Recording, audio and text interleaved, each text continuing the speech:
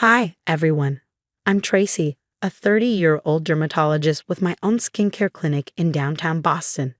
Life was going smoothly, and I'd worked hard to build my career and reputation.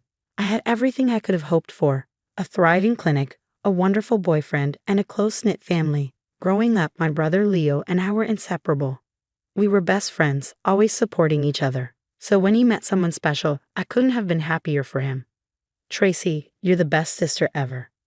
Sarah is going to love you, Leo assured me with a grin when he first told me about his girlfriend. And when I met Sarah, she seemed sweet and eager to connect. Oh my God, your skin is literally perfect. You have to tell me all your secrets, she gushed. I didn't think much of it at the time, but perhaps I should have noticed the slight edge behind her enthusiasm.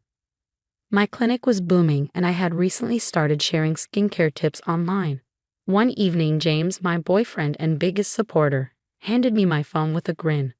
"Babe, you just hit 100K followers. We should celebrate," he said, pulling me into a hug. Later that night, he proposed, making the moment even more perfect. But after Leo and Sarah's wedding, things began to change. At their reception, Sarah accidentally spilled red wine on my white dress. "Oh, I'm so clumsy. Let me help clean that," she offered, but her dabbing only made the stain worse. Soon after, Sarah pushed me to hire her friend Rachel, insisting she'd be perfect for my clinic's admin work. Against my instincts, I agreed.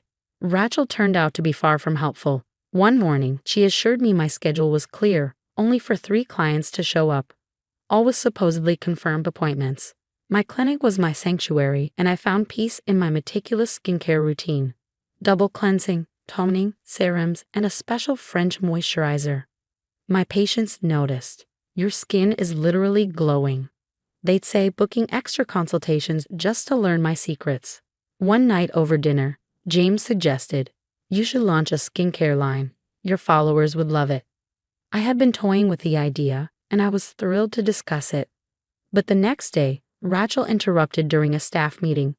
"Oh, isn't that what Sarah's planning to do?" I was stunned. I hadn't even known Sarah was interested in skincare. As wedding plans with James progressed, Sarah's comments grew sharper. "Wow, another post about skincare? Don't you think people might get bored?"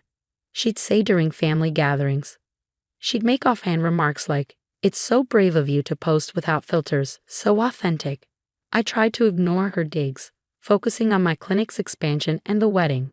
But looking back, those were warning signs. The final straw came after my social media hit 500K followers. At a family barbecue, I overheard Sarah whispering to my mom, "Don't you think it's a bit unprofessional for a doctor to be dancing on social media? People are starting to talk." She'd bring up supposed negative reviews at family dinners, acting concerned about my reputation whenever Leah wasn't around. On my wedding day, as I greeted guests, Mrs. Anderson, one of my loyal patients, complimented me. "Tracy, your skin is glowing. You have to tell everyone your secret." A small crowd gathered, eager to hear about my routine. And then I noticed Sarah standing nearby, her hand clenched tightly around her champagne glass. I gave Sarah a tight smile, masking my irritation. "Careful what treatments you ask for," she chimed in with a laugh that didn't reach her eyes. "Some of them might not even be FDA approved." 3 days after the wedding, I woke up to a nightmare. My skin was burning, red and swollen, covered in angry welts. "James, something's wrong." I panicked, barely recognizing my own reflection. He grabbed his keys without a second thought. "We're going to the hospital." The dermatologist in the emergency room was baffled. "These look like chemical burns. Have you used any new products lately?" she asked. I shook my head, but my stomach dropped as I thought back to my usual French moisturizer. Could someone have tampered with it? When I returned to work, whispers followed me down the hall. My wedding photos were ruined, my face unrecognizable. Worse, patients started canceling appointments. Rachel walked into my office, avoiding eye contact. "Your 2 o'clock canceled," she mumbled. Said they heard something about illegal treatments. "What illegal treatments?" I demanded. Rachel's face paled. "I don't know, but there are rumors on social media and in some reviews." That night, James held me as I cried. "We'll figure this out," he promised. "Someone's obviously trying to sabotage you." My phone buzzed again, a cancellation. Then another.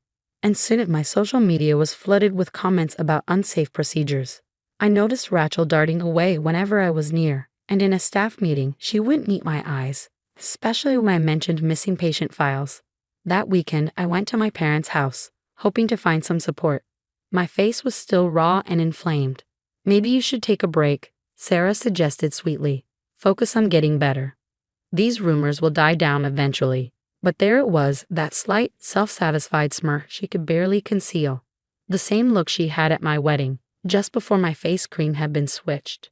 James, I said that night, I need security cameras at the clinic. And it's time we looked into Sarah and Rachel. By Friday, the cameras were up, and by Monday, I had the footage I needed. At 7:00 a.m., Rachel could be seen sneaking into my office, copying patient files and photographing confidential documents. I pulled up the video on my laptop and called her in. I've already called the police, I told her, watching her expression crumble. Unless you want to tell me what's really going on. Rachel's resolve crumbled instantly. Sarah made me do it, she whispered, trembling. She threatened to expose my old DUI if I didn't help her. Help her do what? I pressed. She's been collecting patient information, doctoring reviews, spreading rumors. She's the one who put chemical peel solution in your face cream at the wedding. My hands shook as I called a friend in the FBI's cyber crimes unit. Lisa, I need you to look into someone for me. What she found was staggering. Sarah had a pattern. 3 cities, 3 different names, each time targeting a successful woman and leaving her reputation in shambles. A boutique owner in Miami, a real estate agent in Chicago, both left financially and professionally devastated. Lisa's investigation turned up even more. She's been siphoning money from Leo's business, small amounts over time, adding up to nearly $200,000. I confronted Rachel again, demanding to see everything. She handed over her phone, which held screenshots of Sarah's messages orchestrating each act of sabotage, photos of her tampering with my products, and even a video of her sneering. Karma's coming for that perfect little face. When I showed Leo the evidence, he went pale. The missing funds. I thought it was a software error, he whispered, devastated. At the next family dinner, Sarah tried her usual games. I heard more disturbing things about Tracy's clinic, she started, her tone laced with false concern. Like what, Sarah? I cut in smoothly. The lies you've been spreading. Or should we discuss the money you stole from Leo? She froze, eyes wide. I don't know what you're talking about. Then let's ask Jennifer, the boutique owner from Miami. She's actually in town. Want to say hello? Sarah's face went pale as she stumbled back, nearly knocking over her wine glass. Leo's voice was ice cold. Save it. The FBI has already confirmed everything. My phone buzzed just then with another message, another victim of Sarah's schemes, ready to come forward. One by one, more messages flooded in from women who had fallen prey to her malicious plots. You really should have checked if any of your past victims were in my patient database, I told her as she backed away from the table, stunned. Turns out, successful women talk to each other. And I watched, relieved and empowered, as they led Sarah away in handcuffs, her designer handbag replaced by an orange jumpsuit. Rachel's testimony about the fraud was the final nail in Sarah's coffin. Your Honor, the prosecutor declared, we have clear evidence of embezzlement totaling over $800,000 across multiple businesses, including her husband's company. In a matter of days, Sarah's beauty blog imploded.